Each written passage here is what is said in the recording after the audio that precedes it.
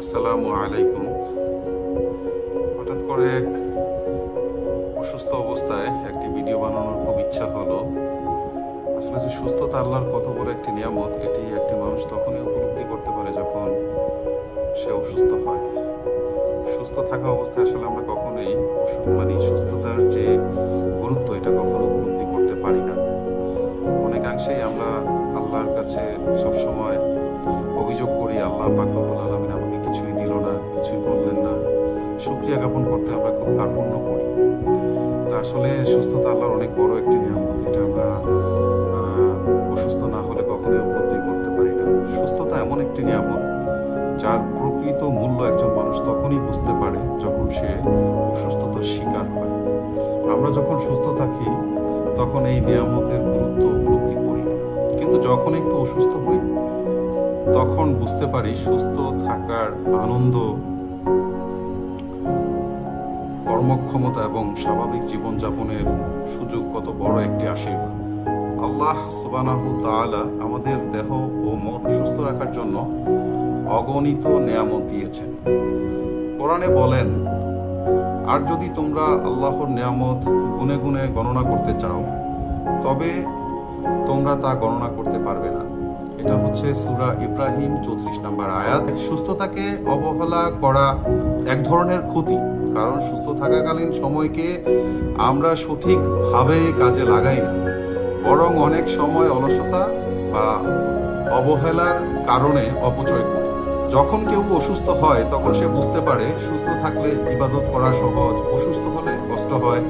সুস্থ শরীরে কাজ করা, ঘুরে বেড়ানো, পরিবারকে সময় দেওয়া সহজ, কিন্তু অসুস্থ হলে তা আমাদের জন্য অনেক কঠিন হয়ে পড়ে। সুস্থতা মানেই স্বাধীনতা, আর অসুস্থতা মানেই নির্ভরশীলতা ও সীমাবদ্ধতা। আপনি অসুস্থ অবস্থায় কিন্তু অন্যের উপর আপনাকে আসলে নির্ভরশীল হয়ে চলতে হয়।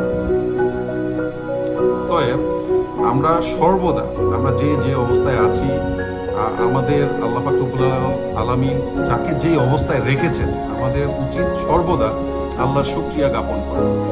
মানুষ সুস্থ থাকলে অনেক সময় আল্লাহর প্রতি কৃতজ্ঞতা প্রকাশ করতে ভুলে যায়, কিন্তু একজন মুমিনের উচিত, একজন মুসলমানের উচিত সুস্থ থাকুক বা অসুস্থ, সর্বদা আল্লাহর শুকরিয়া আদায় করে। আপনি অসুস্থ আছেন কিন্তু আপনি জীবিত আছেন, সুস্থ হওয়ার সম্ভাবনা আছে। অতএব আপনার জীবদ্দশায় আপনাকে আল্লাহর শুকরিয়া জ্ঞাপন করতে হবে। সুস্থতা আল্লাহর একটি বড় নিয়ামত, যা আমরা অসুস্থ হলে আরো বেশি উপলব্ধি করি।